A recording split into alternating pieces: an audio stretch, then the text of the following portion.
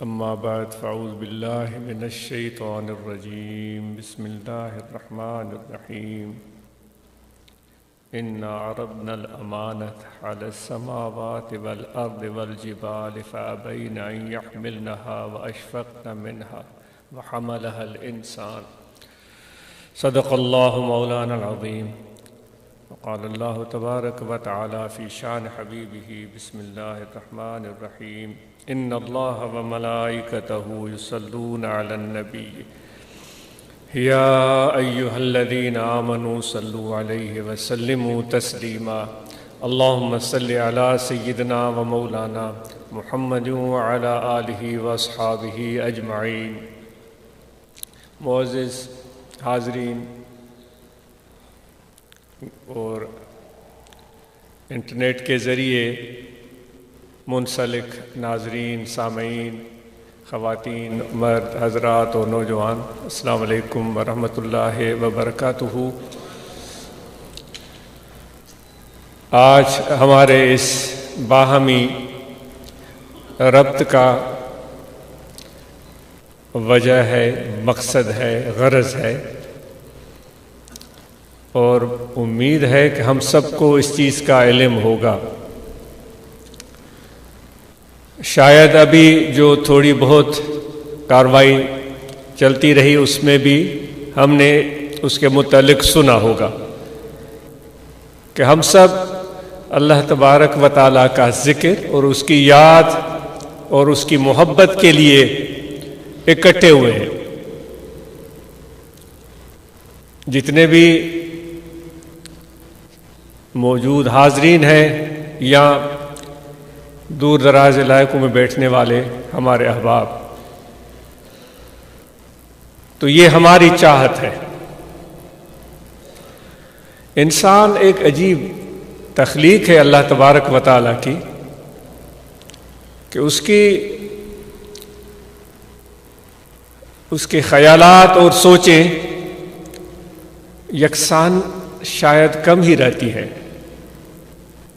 بدلتی رہتی ہے.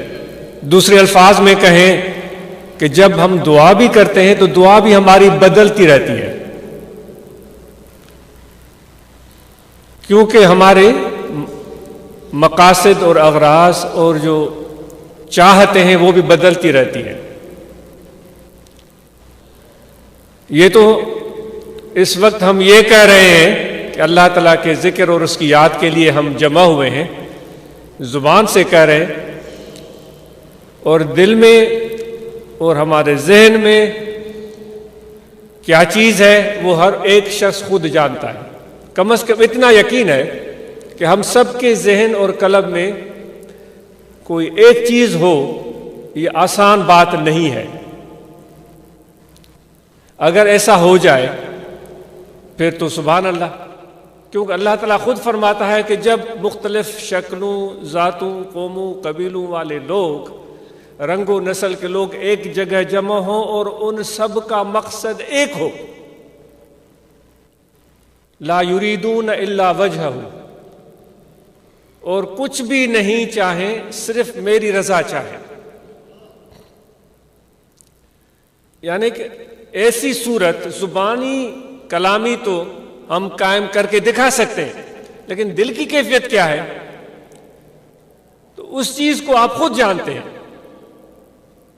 یہ تو ہماری چاہتے ہیں، یہ ہمارے سوچیں ہیں، یہ ہماری دعائیں ہیں، یہ ہمارے خیالات ہیں جو ہر روز بدلتے رہتے ہیں.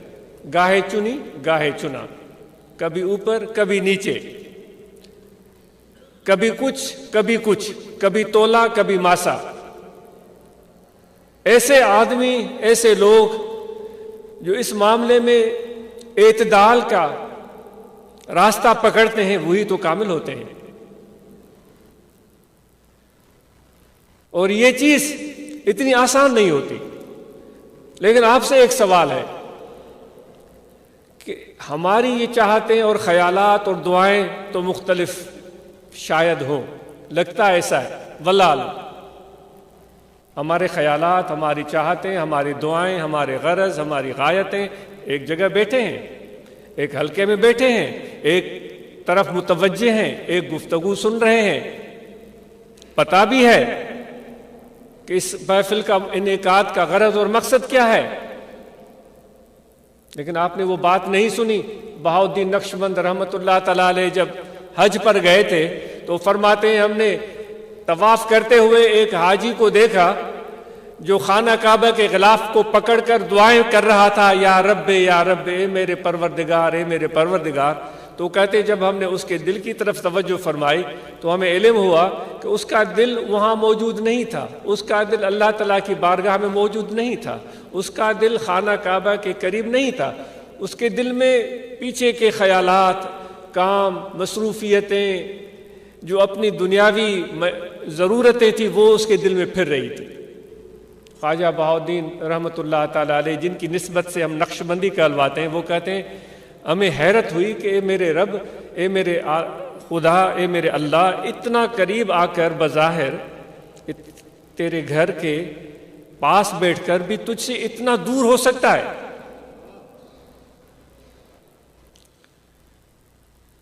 یہ چیز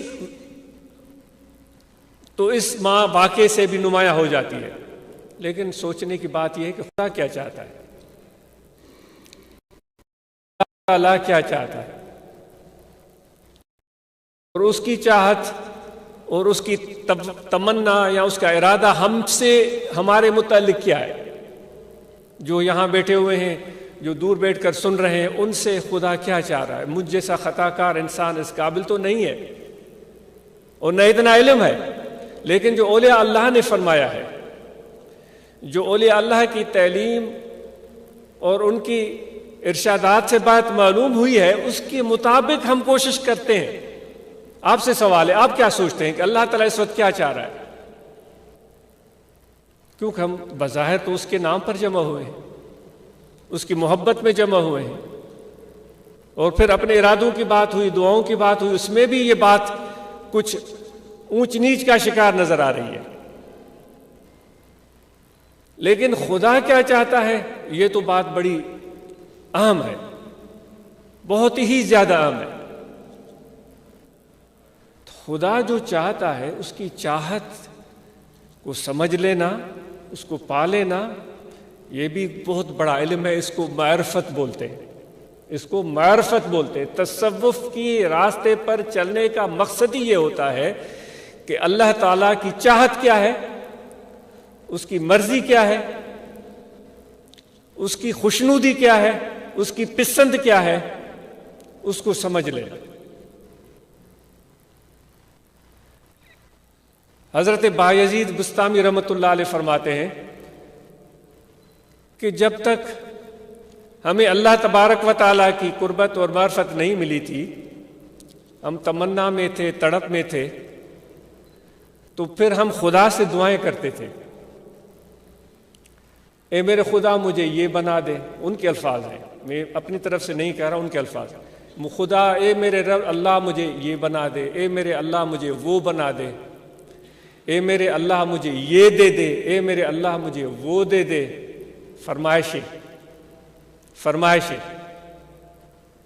وہ رومی رحمۃ اللہ تعالیٰ علیہ کا واقعہ یاد آتا ہے کہ ایک شخص نے غلام خریدا تھا۔ ہم ابدیت کی بات کرتے ہیں، خدا سے جو ہمارا رشتہ ہے وہ ابدیت والا ہے کہ ہم اللہ کے بندے ہیں۔ ایک شخص نے ایک غلام خریدا، گھر میں لے کر آیا، اور نیا بندہ تھا تو اس کو اس کی دلجوئی کے لیے ان سے گفتگو کرنے لگا اور اس سے محبت اور پیار سے پوچھنے لگا۔ وہ اس کو چند 100 دیناروں کے عوض خرید کر لے آیا تھا۔ اس زمانے میں غلاموں کی خرید فروخت ہوتی تھی، تو وہ شخص لے کر آیا، اس کی دلجوئی کے لیے اس سے پوچھنے لگا کہ مجھے اپنا نام تو بتائیں، آپ کا نام کیا ہے؟ اس نے یہ کہا ہوگا کہ میرے غلام ہو سکتا ہے، کیونکہ وہ کہنے کا حق تھا، کیونکہ اس نے اس کو پیسوں کے عوض خریدا تھا، اس کا مالک بن گیا تھا دنیاوی لحاظ سے۔ اے غلام تیرا نام کیا ہے؟ کہہ سکتا ہے۔ تو وہ غلام تھوڑی دیر خاموش رہا اور اس نے کہا کہ اے میرے آقا، میرا نام وہ ہے جس نام سے تو پکارے۔ تو اس کو حیرت ہوئی کہ یہ اپنا نام بھی نہیں بتا رہا ہے، عجیب انسان ہے۔ تھوڑی دیر کے بعد پوچھا کہ اے میرے غلام مجھے یہ بتا، تجھے کھانا کون سا پسند ہے؟ تھوڑی دیر وہ پھر خاموش رہا اور خاموش رہنے کے بعد کہا کہ میرے آقا جو تجھے پسند ہے میرے لیے وہ مجھے پسند ہے۔ اب تھوڑا اس کو ناگوار گزرا کہ یہ سیدھی گفتگو نہیں کر رہا ہے۔ پھر تیسری بات اس نے پوچھی کہ تجھے کس لباس کس رنگ کے کپڑے چاہیے اے میرے غلام؟ تو اس نے پھر تھوڑی دیر کے لیے توقف کیا، سوچا، اور پھر عرض کیا کہ میرے آقا جس رنگ کے آپ پہنائیں گے وہ مجھے پسند ہے۔ تو اس کے آقا، اس کا مالک ناراض ہو گیا، اس کو کہنے لگا تو 2 ٹکے کا غلام میں ابھی خرید کر کے لایا ہوں، تو مجھ سے اس طرح بات کرتا ہے؟ میں تجھ سے تیری پسند پوچھتا ہوں، تیرا نام پوچھتا ہوں، تیرا طعام پسندیدہ پوچھتا ہوں، تیرا پسندیدہ لباس پوچھتا ہوں، تو مجھے اس طرح کہتا ہے کہ یہ جو تجھے پسند ہو، جو تجھے پسند ہو، یہی جواب ہوتا ہے؟ تو غلام کی آنکھوں میں آنسو آ گئے۔ اس نے کہا میرے آقا جب میں غلام ہوں، میں عبد ہوں، آپ میرے آقا ہیں، تو مرضی آپ کی چلنی چاہیے، میری مرضی نہیں چلنی چاہیے۔ اگر میں اپنی مرضی چلاؤں کہ مجھے یہ طعام چاہیے، مجھے یہ لباس چاہیے، مجھے یہ چیز پسند ہے، تو عبدیت کی، بندگی کے یہ بات سراسر خلاف ہے۔ سمجھ رہے ہیں آپ؟ تو اللہ تبارک و تعالی ہم سے کیا چاہتا ہے؟ ہم اس سے عبدیت کا رشتہ جوڑے بیٹھے ہیں، اور جس طرح حضرت بایزید بستامی رحمۃ اللہ علیہ فرماتے ہیں، پہلے ہم یہ دعا کرتے تھے، اے میرے مولا مجھے یہ بنا دے، اے اللہ مجھے وہ بنا دے، اے اللہ مجھے یہ دے دے، اے میرے اللہ مجھے وہ دے دے، وہ فرماتے ہیں۔ پھر کہتے ہیں کہ جب ہم خدا کے قریب ہوئے اور خدا کی پہچان ملی، تو پھر ہم اللہ تعالیٰ سے کہنے لگے کہ پروردگار تو میرا ہو جا، اے میرے رب تو میرا ہو جا، پھر میرے ساتھ جو تو چاہے وہ کر، میرے ساتھ جو تو چاہے وہ کر، لیکن تو میرا ہو جا۔ یہ سوچنے والی بات ہے۔ یہ واقعہ واعظ نصیحت کا ایک لذت کے لیے نہیں ہے، یہ غور و فکر کے لیے۔ تو میرے دوست، وہ جو بایزید کہہ رہے ہیں جو تو چاہے وہ میرے ساتھ کر، لیکن تو میرا ہو جا، وہ عربی میں کہتے ہیں ملہ المولا فلہ الکل، جس کا رب اس کا سب۔ جو اس وقت میں نے آپ سے سوال پوچھا تھا، آپ نے ضرور دل میں یہ بات رکھی ہوگی کہ خدا کیا چاہتا ہے۔ جو ناقص علم ہے، جو میں نے پڑھا ہے یا دیکھا ہے، خدا صرف یہ چاہتا ہے کہ تم میرے قریب رہو، بس میرے پاس رہو، میرے در پر رہو، میرے بارگاہ میں رہو۔ اے میرے پروردگار، میں تو بڑا گناہگار ہوں، میں نے تو نمازیں بھی نہیں پڑھی، میں نے تو روزے بھی رکھے نہیں، میں نے تو ظلم کیے ہیں، میں نے تو چوری کی ہے، میں نے تو ڈاکہ ڈالا ہے، میں نے تو بڑے برے کام کیے ہیں۔ اللہ تعالیٰ فرماتا ہے تو جیسا بھی ہے، تو میرا ہے، میری بارگاہ میں آ جا، میرے پاس آ جا۔ اے پروردگار، میں تو ایمان سے اپنے آپ کو خارج سمجھ رہا ہوں، میں تو مسلمانی کی حقیقت جو ہونی چاہیے وہ میرے اندر اس کی بو بھی نہیں ہے۔ اللہ تعالیٰ فرماتا ہے اگر تو اسلام سے نکل بھی گیا ہے تو بھی میرے پاس آ جا۔ لا تقنطوا من رحمت اللہ ان اللہ یغفر الذنوب جميعا۔ اللہ تعالیٰ خود اعلان کرتا ہے میری رحمت سے کبھی بھی مایوس نہ ہو۔ یہ کوئی انسان کی دربار نہیں، کوئی بادشاہ کی دربار نہیں، کوئی وزیر کی، وڈیرے کی، یا کسی طاقتور انسان کی، کسی چودھری یا کسی پیر یا کسی بڑے نامدار کی درگاہ نہیں، یہ میری درگاہ ہے، اس کا شان ہی نرالا ہے۔ کبھی بھی میری رحمت سے مایوس مت ہونا، تم جیسے بھی ہو میرے قریب رہو، میری درگاہ میں رہو، میری بارگاہ میں رہو۔ تو یہ صرف ایک کام ہم کرنا چاہتے ہیں۔ اللہ تعالیٰ جی جو چاہ رہا ہے کہ میرے قریب رہو، بس یہ کام ہمیں کرنا ہے۔ اور پھر ہمیں مرشد نے کیا بتایا؟ جیسے ہی تم ذکر کرو گے تو اللہ تبارک و تعالیٰ کی بارگاہ میں تم یاد کر دیے جاؤ گے۔ یاد کون ہوتا ہے؟ وہی ہوتا ہے جو قریب ہوتا ہے۔ تو اس لیے سب سے پہلی بات یہ ہے کہ ہم اللہ تعالیٰ کی اس پسند کو اور چاہت کو سمجھنے کی کوشش کریں کہ جو بھی حال ہے، جیسا بھی حال ہے، ہم اس کی بارگاہ میں رہیں، اس کے حضور میں رہیں۔ اور اس کا حضور کیسے ملے گا؟ جو خدا سے پیار کرتے ہیں، جو خدا کو پہچانتے ہیں، جو اللہ سے محبت کرتے ہیں، جب ان کے قریب آ جاتے ہیں تو ہم خدا کی بارگاہ میں پہنچ جاتے ہیں۔ تو اس لیے یہ صحبتیں، یہ طریقت، یہ تصوف، یہ محبت، یہ ادب، یہ اس لیے ہوتا ہے۔ جتنے بھی ہم احباب یہاں بیٹھے ہیں، آپ اور ہم سب کو معلوم ہے کہ اس وقت ہمارا یہ خطہ سندھ، بلوچستان، کچھ پنجاب کے علاقے کس مشکل صورتحال سے دوچار ہیں۔ اس کا تذکرہ ہم تقریباً ہر روز یہاں سنتے تھے۔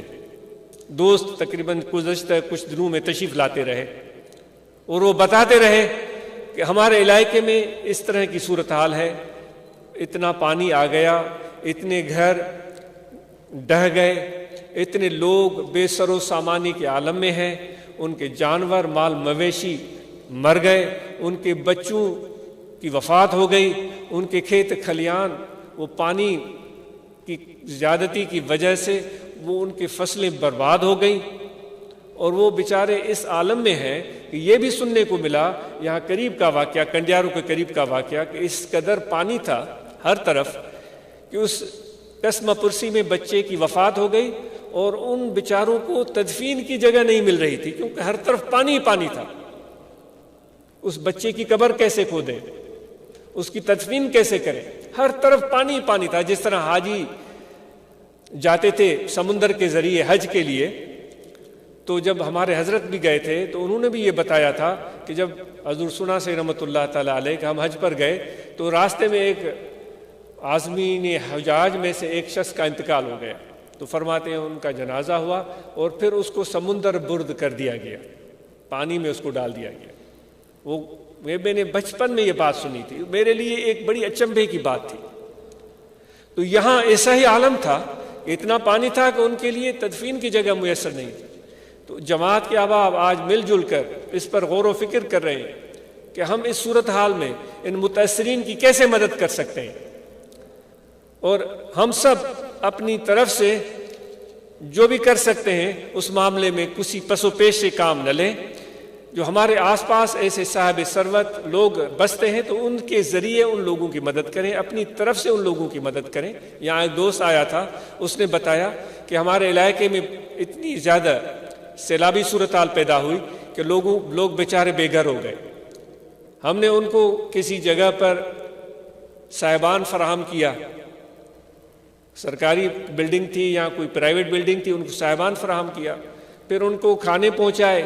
پھر میں نے دیکھا کہ 10-15 دن گزر گئے ہیں، بیچاروں کے لیے کوئی روزگار کا موقع ہی نہیں بن رہا ہے۔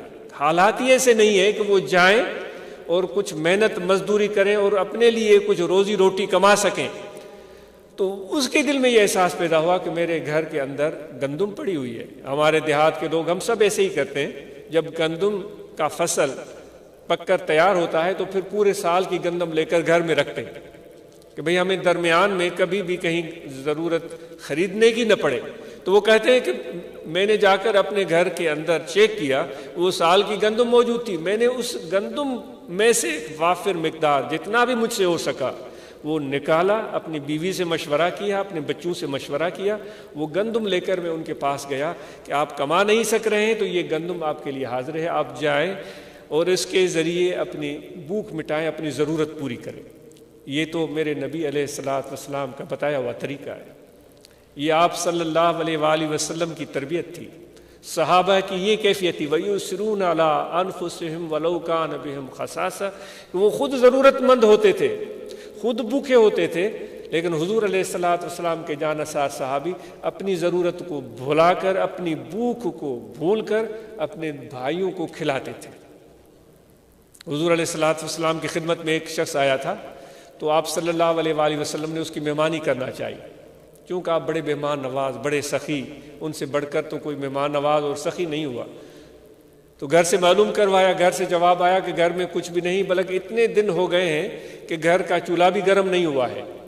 تو آپ صلی اللہ علیہ وآلہ وسلم نے صحابہ کی طرف دیکھا، اس مہمان کی طرف فرمایا کہ یہ ہمارا مہمان ہے، آج اس کی کوئی میزبانی کرے گا ہماری طرف سے، کیوں گھر سے صورتحال سامنے آ گئی کہ کوئی چیز کھانے کے لیے نہیں ہے۔ تو ایک صحابی کھڑا ہوا، اس نے عرض کیا یا رسول اللہ صلی اللہ علیہ وسلم یہ سعادت مجھے عطا فرما دے۔ اس کو لے کر گئے اپنے گھر کی صورتحال یہ تھی کہ اتنا سا کھانا تھا کہ جس کے ذریعے وہ اپنے بچوں کا پیٹ بھر سکتے تھے، ان کے چھوٹے بچے بھی تھے۔ تو ان کی بیوی کہنے لگی کہ یہ تو یہاں ہمارے پاس تو اتنا قلیل مقدار میں کھانا ہے کہ ہمارے بچے بھی نہیں پیٹ بھر سکتے، اوپر سے آپ مہمان لے کر آئے۔ اس کو بتایا کہ یہ کوئی عام مہمان نہیں ہے، یہ حضور علیہ الصلوۃ والسلام کا اپنا مہمان ہے، انہوں نے مجھے عطا کیا۔ تو پھر یہ قصہ مختصر، وہ کہتے ہیں کہ وہ بچوں کو کسی بھی طریقے سے چھوٹی موٹی چیزیں دے کر ان کو سلا دیا۔ بچے تو سو جاتے ہیں جب ان کو سلانے کی کوشش کی جائے۔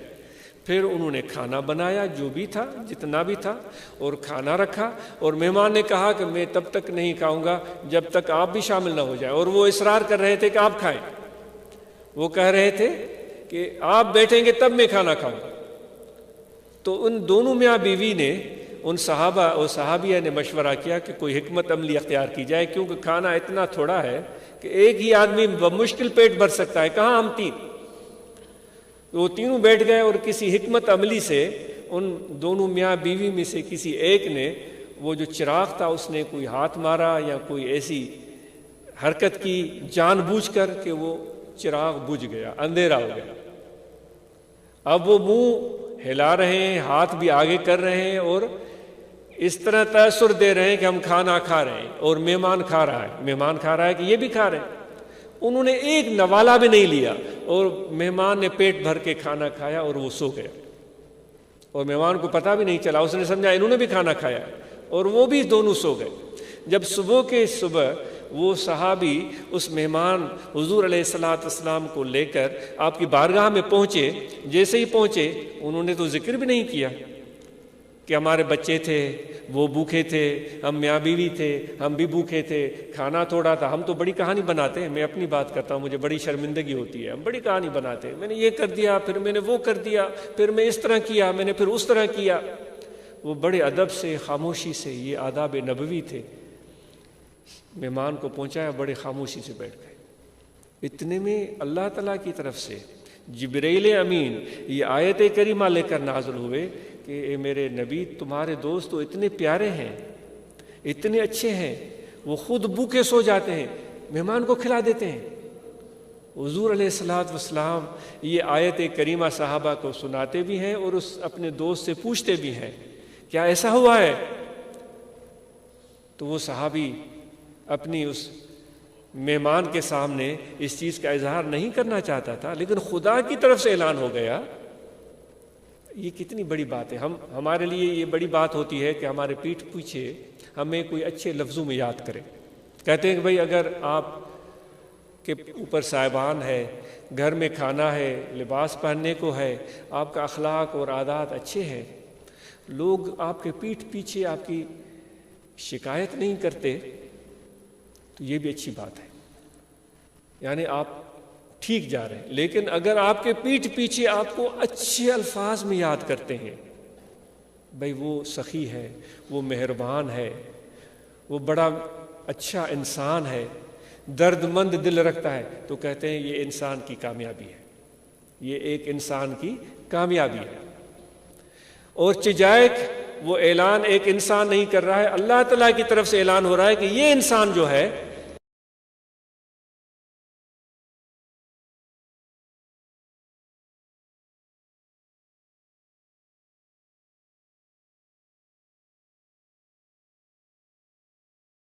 اور انشاءاللہ ہم اس معاملے میں آپ کے ساتھ جتنا بھی مل جل کر بحیثیت ایک جماعت آپ کی خدمت کر سکے ہم کریں گے۔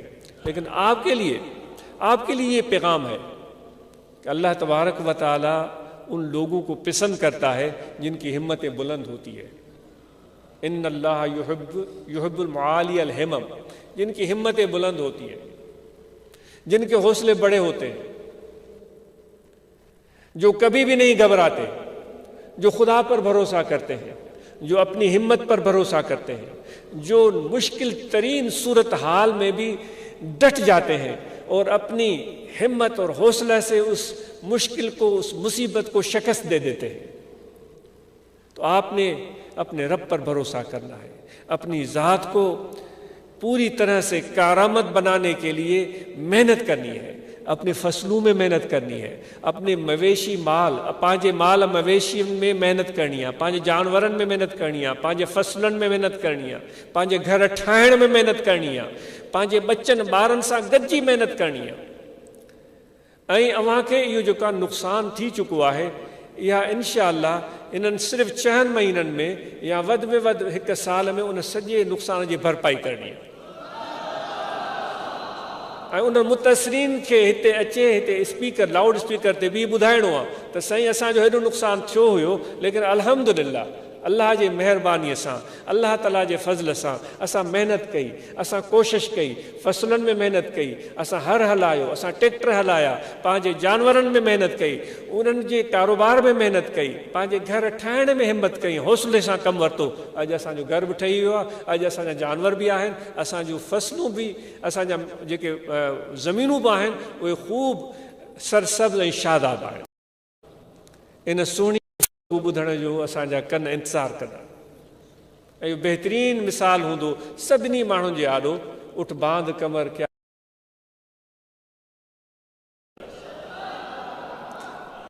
बांध कमर फिर दे खुद जब बंदा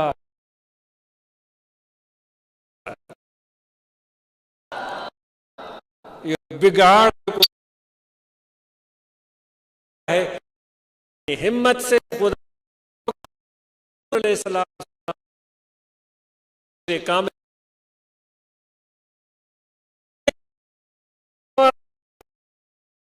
कभी ऐसा भाई करें रोते रहे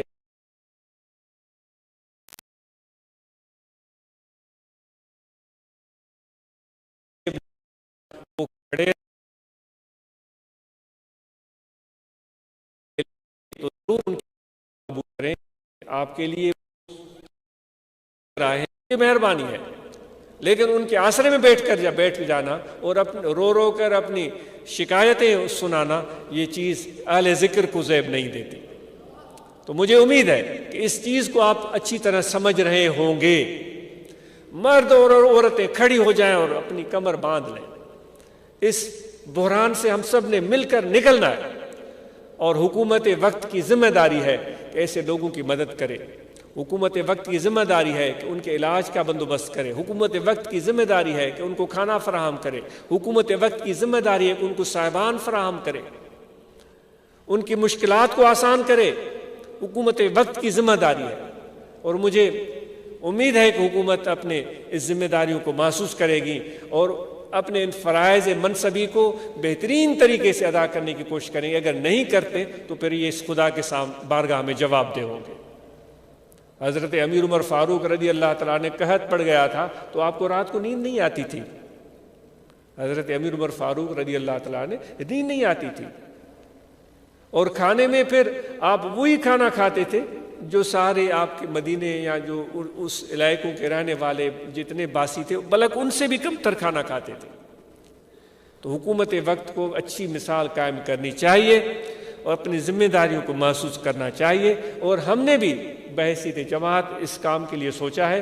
तो भाई आपने बातें बहुत सोच ली, जमात इस्लाहुल मुस्लिमीन, रूहानी तलबा जमात, जमीयत उलमा ताहिरिया, आपने बातें बहुत सोच ली।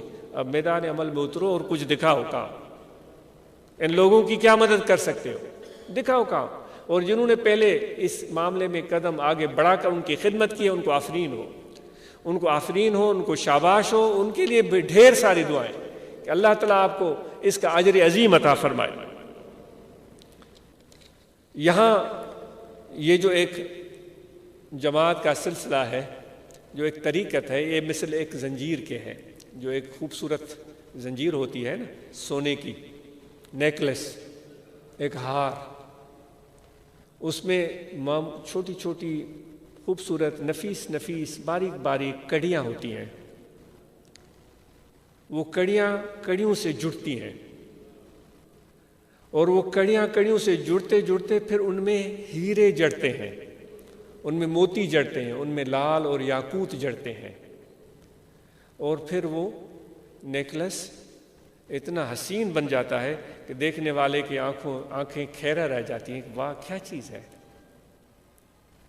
تو جب اتنا حسین نیکلس بنا ہے تو وہ چھوٹی چھوٹی زنجیروں سے جوڑا گیا ہے، وہ جب جڑ گئی ہیں تب ان کے اندر ہیرے، یاقوت، موتی، ڈائمنڈ وہ ڈال دیے گئے ہیں، ورنہ تو اس میں کبھی بھی نہیں ڈلتے۔ اب ڈال دیے گئے ہیں تو اب اس کا مقام کیا ہے؟ محبوب کی گردن، محبوب کی گردن، اس میں وہ محبوب کی گردن میں وہ آ جاتا ہے، تو سبحان اللہ کیا خوبصورت نظارہ ہوتا ہے۔ اے فقیرو، ہم طریقت کی صورت میں بھی ہم ایک چھوٹی چھوٹی کڑیوں کی صورت میں آپس میں جڑے ہیں۔ یہ جڑا اتنا مضبوط ہے کہ پھر تعلق اتنا مضبوط ہے کہ پھر اس کے اوپر اور ہیرے، موتی، لال، جواہر، یاقوت خدا کے فضل و کرم سے لگتے جائیں گے۔ یہ خدمت کریں گے نا آپ، بڑھ کر جب خدمت کریں گے تو یہ اللہ کی طرف سے اس پر یہ موتی، ہیرے، لال، یاقوت جڑتے جائیں گے۔ ایک دن یہ نیکلس مکمل ہو جائے گا، پھر اس نیکلس جماعت ایک ہار کی صورت بن جائے گی، پھر اس کا مقام ہوگا محبوب کی گردن۔ تو اس لیے کبھی بھی اس تعلق کو مت توڑیں، اس تعلق کو جوڑے رکھیں، اور یہ مرشد کامل کی نسبت کی وجہ سے ہوا ہے۔ وہ سنار وہی ہے، کڑو منج کڑے جی لوہار لپیٹیو، مونجو جی جڑے محبوبن سوگو کہو۔ یہاں شاہ سائیں کے بیت ہیں، میں بہت معذرت خواہ ہوں، الفاظ آگے پیچھے۔ تو جو کڑا کڑے میں جوڑ دیا ہے وہ میرے محبوب نے جوڑا ہے، ہمیں بھی جو جوڑا ہے وہ سنار ہمارے مرشد ہے جنہوں نے ہمیں جوڑا ہے۔ تو جتنا اس چیز کا قدر ہوگا، مرشد کے ساتھ محبت ہوگی، جتنا ادب ہوگا، جتنا احترام ہوگا، جتنا تعلق ہوگا، تو اتنی ہی زیادہ مہربانی اور فیض حاصل ہوگا۔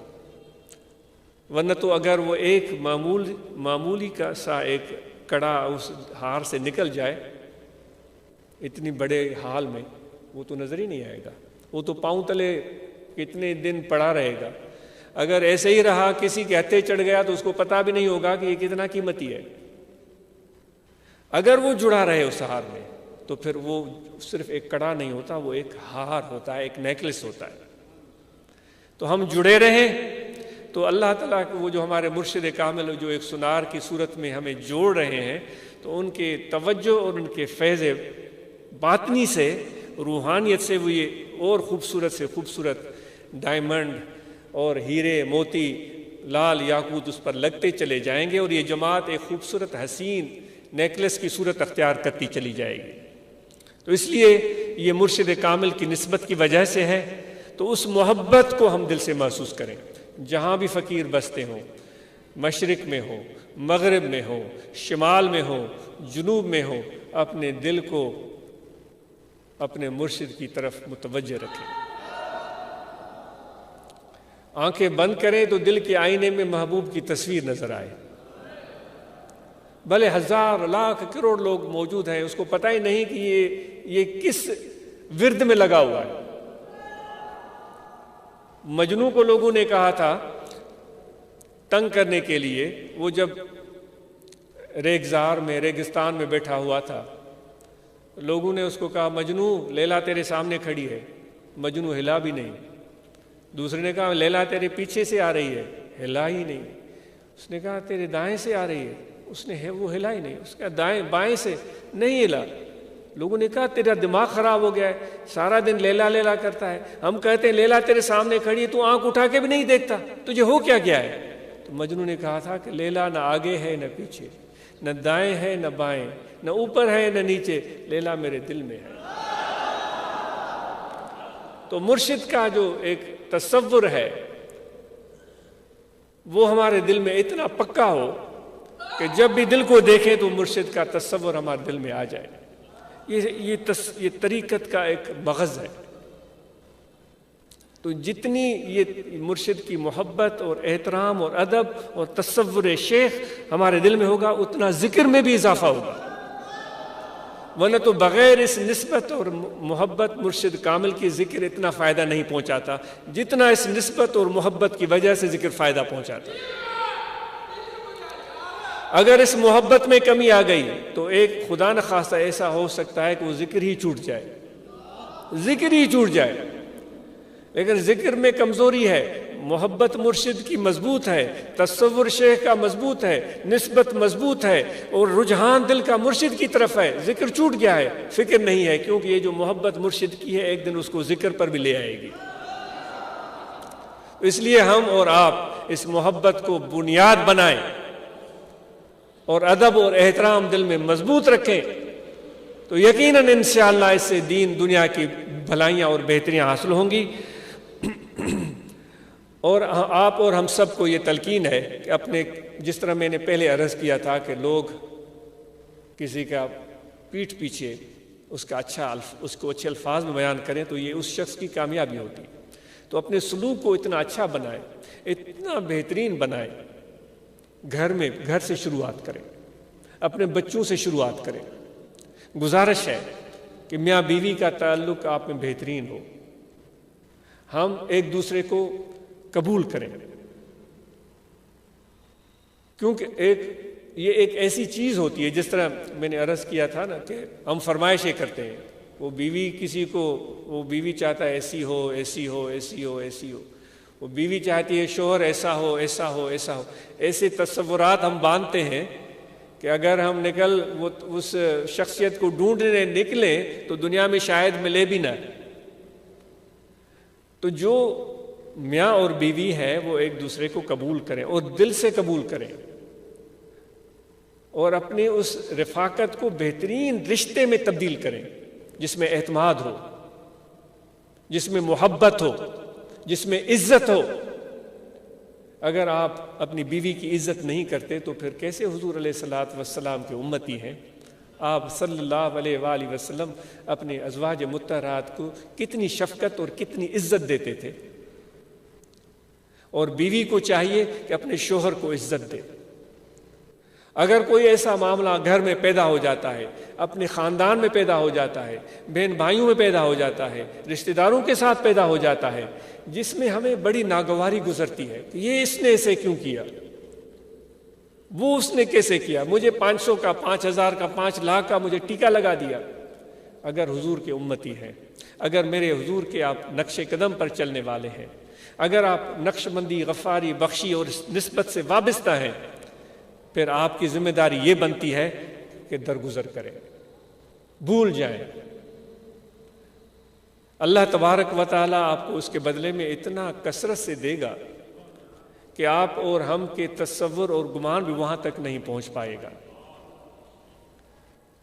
فساد اور فتنے سے بچنے کی بات ہو رہی ہے. وہ ڈنڈے لے کر نکل پڑتے ہیں، تو نے میرا پانی توڑ دیا، تو نے مجھے بنو سیرے چڑھیو، تو مکھے ہی کہو. وہ ڈنڈا لے کر نکلا، وہ بھی ڈنڈا لے کر نکلا، اور ڈنڈوں کے بعد جو ہے وہ کلاڑیوں تک بات چلی گئی، پھر وہ بندوقوں تک بات چلی گئی. اے فقیرو، کبھی بھی اس طرح ہم سب کو یہ چیز ہمیں لائق، ہمیں سزاوار نہیں ہے، ہمیں جچتی نہیں ہے. کبھی بھی اس طرح فتنے و فساد میں کبھی بھی ہم میں سے کوئی بھی فقیر اس طرح فتنے و فساد میں نہ پڑے. ماشاءاللہ آپ کی تو مصالحتی کمیٹیاں بنی ہوئی ہے، مرکزی صوبائی مصالحتی کمیٹیاں بنی ہوئی. آپ ان کے ساتھ جائیں، ان کے ساتھ ملیں، ان سے مدد حاصل کریں. اور جتنا اللہ تعالیٰ فرماتا ہے میں صبر کرنے والوں کے ساتھ ہوں، ان اللہ مع الصابرین. صبر جو کرتے ہیں، جو اللہ تعالیٰ پر یقین رکھتے ہیں، اللہ تعالیٰ فرماتا ہے میں ان کے ساتھ ہوں. بھائی اللہ جب آپ کے ساتھ ہے تو آپ کو اور کیا چاہیے؟ وہ عورت تھی نے جب بادشاہ خوش ہوا تھا، اس نے کہا جو کچھ بھی مجھ سے مانگو کہ میں تمہیں دے دوں گا. تو لوگ آئے، کسی نے کہا کہ مجھے 10,000 چاہیے، کسی نے کہا مجھے 10 جریب چاہیے، کسی نے کہا کہ مجھے گھر چاہیے، کسی نے کہا مجھے جاگیر چاہیے. بادشاہ دیتا چلا گیا. اس دن کو وہ بڑے خوش تھا. ایک بوڑھی خاتون آئی، اس نے کہا میرا بھی سوال ہے. بادشاہ نے کہا بھائی تجھے کیا چاہیے؟ وہ سوچ رہا تھا وہ 10-12 لاکھ مانگ لے گی اور کیا مانگی. بھائی میرا سوال آپ کو سننا پڑے گا، وہ اپنے وعدے کو نبھانا پڑے گا. اس نے ہاں میں تجھ سے شادی کرنا چاہتی ہوں. سارے لوگ ہنسنے لگے، یہ بڑھیا جو ہے سٹیا گئی ہے، پاگل ہے، یہ شادی کر کے اس بڑھاپے میں کیا کرے گی. 10 لاکھ مانگ لے، 10 جریب مانگ لے، اس کے بچے اس کو دعا دیں گے۔ تو وہ بڑھیا ان وزیروں پر، عقل کے ویروں پر، ان مشیروں پر ہنسنے لگی، میں نہیں ہوں پاگل، تم پاگل ہو۔ تو انہوں نے کہا ہم کیسے پاگل ہیں؟ انہوں نے کہا تم تھوڑے پر راضی ہو گئے ہو، 1 لاکھ 2 لاکھ 10 لاکھ 10 جریب، جو اس پوری بادشاہی کا بادشاہ ہے، میں نے تو اس سے رشتہ جوڑ دیا ہے۔ جب وہ میرا ہو گیا تو یہ ساری بادشاہی میری ہو جائے گی۔ تو فقیرو، جب تم نے خدا سے رشتہ جوڑا ہے، درویش خدا مست نہ شرقی ہے نہ غربی، جو خدا کا درویش ہے وہ مشرق بھی اس کا ہے، مغرب بھی اس کا ہے، وہ خدا کی زمین ہے، خدا کی دھرتی ہے۔ تو اس لیے معمولی چیزوں پر فتنہ فساد کھڑا کرنا یہ فقیروں کو زیب نہیں دیتا۔ کسی کے متعلق بغض کینہ دل میں رکھنا یہ فقیروں کو زیب نہیں دیتا۔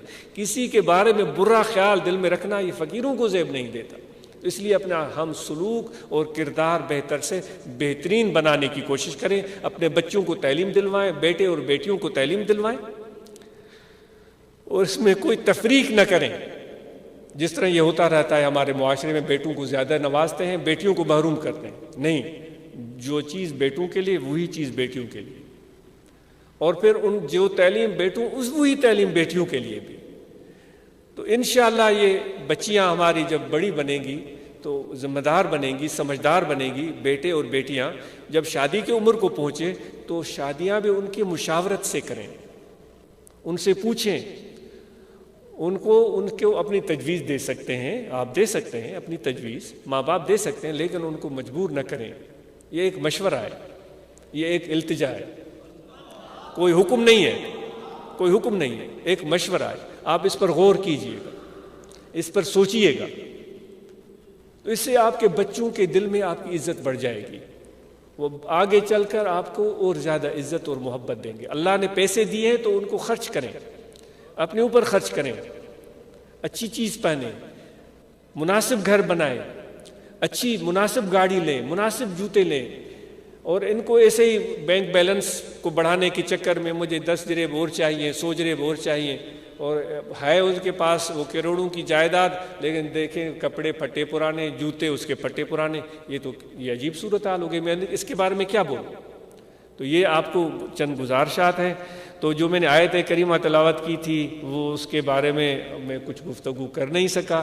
اللہ تعالیٰ فرماتا ہے کہ جب ہم نے امانت پیش کی تھی آسمانوں اور زمینوں پر اور پہاڑوں پر، تو انہوں نے کہا کہ ہم سے یہ بوجھ اٹھایا نہیں جائے گا۔ انہوں نے کہا تھا آسمانوں نے، زمینوں نے، پہاڑوں نے، جو اس میں جو بھی چیزیں آ جاتی ہیں، انہوں نے کہا ہم سے اٹھایا نہیں جائے گا۔ اللہ تعالیٰ فرماتا ہے پھر میں نے انسانوں کی طرف دیکھا، امانت تو دینی تھی، کیونکہ یہ خدا کی مرضی تھی۔ ابھی وہ بات ہو رہی تھی نا، باعث بستامی کہتا تھا، پہلے میں کہتا تھا مجھے یہ بنا دے، مجھے وہ بنا دے، مجھے یہ دے دے، وہ دے دے، میرا کافی وقت اس میں لگ گیا۔ جب خدا کی معرفت مجھے ملی، قریب ہوا، تو پھر مجھے بات سمجھ میں آئی۔ میں نے کہا کہ مجھے اپنا بنا لے، پھر جو میرے ساتھ چاہے تو کر، تجھے اجازت ہے۔ تو میرے دوستو، تو وہ جب انسان نے دیکھا خدا یہ امانت کے لیے کہہ رہا ہے، تو انسان نے کہا کہ اگر تیری یہ مشیت ہے تو ہمارا سر حاضر ہے۔ تو پھر اللہ تعالیٰ فرماتا ہے، وہ الفاظ جو ہیں وہ آپ خود پڑھیے گا، انہو کان ظلومن، یا جو بھی ہیں آیت میں دیکھیے گا اس کو۔ تو میرے دوستو، اس لیے وہ امانت کیا ہے وہ بات آپ سب جانتے ہیں، یا کبھی موقع ملا تو اس پر گفتگو ہوگی۔ آخر میں ذکر کی تلقین ہے، یہاں توجہ رکھیں، دل میں کھڑے بیٹھے لیٹے سوئے جاگے ہر وقت دل ذکر کر رہا ہے، اللہ اللہ اللہ اللہ اللہ۔ سب احباب کو ذکر کی دعوت ہے، اور کل بھی ذکر کا پہلے بھی طریقہ عرض کیا گیا، دعائیں بھی پڑھائی گئی ہیں۔ انشاءاللہ ذکر کریں، مراقبہ کریں، شجر عالیہ یاد کریں، اور اس کے ساتھ جو ہے وہ ختم شریف پڑھا کریں، اور رابطے میں رہا کریں، ذکر کے حلقے قائم کریں، نماز 5 گانا، اور جو پہلے عرض کیا گیا جو فرائض شرعی ہیں ان سب کا اہتمام ہم کریں۔ رمضان کے مہینے میں روزے رکھنا ہم پر واجب ہے، زکوٰۃ دینا صاحب نصاب پر واجب ہے، حج کرنا صاحب حیثیت پر لازم ہے۔ تو ہم ان فرائض کو پوری طرح ادا کریں، باقی ذکر کریں، مراقبہ کریں، اور نسبت محبت اور ادب مرشد کے ساتھ رکھیں۔ اللہ تعالی ہم اور آپ کو توفیق عمل عطا فرمائے۔ جی کوئی کمی بیشی ہوئی ہو تو معذرت